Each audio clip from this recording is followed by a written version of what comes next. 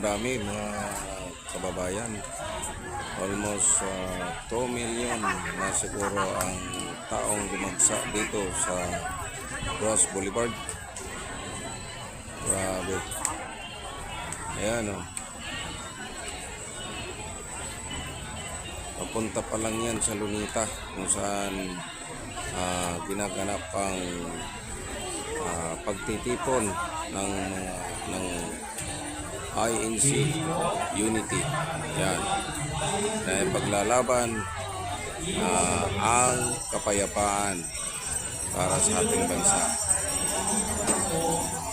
Yan. Dahil sa garapal na hindi magandang pagsusulong ng ating batas sa ating bansa.